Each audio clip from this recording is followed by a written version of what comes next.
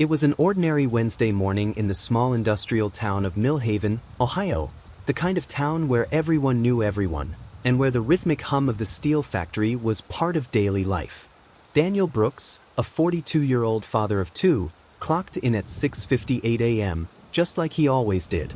He was well-liked, polite, hardworking, the kind of man who'd bring extra coffee for the night shift and never missed his son's baseball games.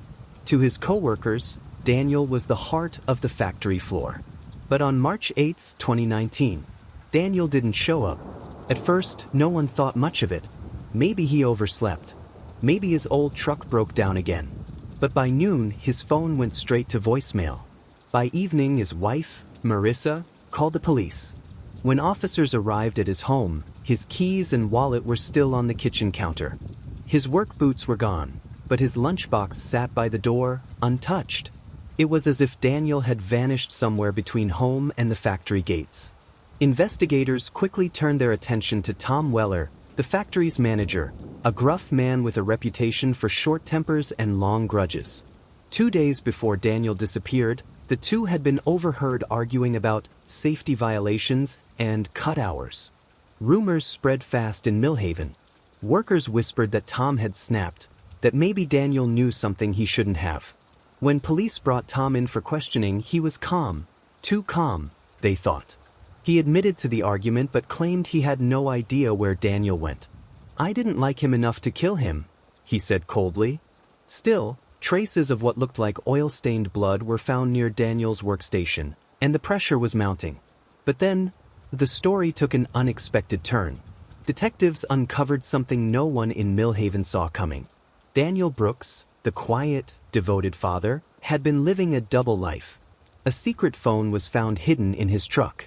On it were text messages to a woman named Rachel, a local bartender, messages full of affection, plans, and fear. "If Tom finds out, I'm done here," one text read. But Tom wasn't the only name mentioned. There was another, someone Daniel said, was getting too close. As investigators traced the messages, they discovered that E stood for Eli Turner, another factory worker, and Rachel's ex-boyfriend. The two men had clashed weeks earlier, but Daniel's friends thought it was over. Then, security footage surfaced from a nearby gas station the night before Daniel vanished. It showed Daniel's truck, followed closely by another vehicle, Eli's old red sedan. When police searched Eli's property, they found Daniel's missing work boots, buried behind the shed, caked in mud and engine oil. Confronted with the evidence, Eli broke down. He confessed that he just wanted to scare him, that things got out of hand. He'd followed Daniel that night, confronted him about Rachel, and in a fit of rage, struck him. He panicked, hid the body in an abandoned section of the steel mill, and told no one. Daniel's body was found 12 days later. The town of Millhaven mourned deeply, a community shaken by how quickly love, jealousy, and secrets had spiraled into tragedy. The factory reopened weeks later, quieter than before.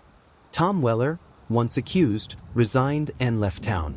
Rachel moved away, and Eli Turner was sentenced to life in prison. But to those who worked alongside Daniel Brooks, one truth still haunts them: even the kindest faces can hide the darkest secrets.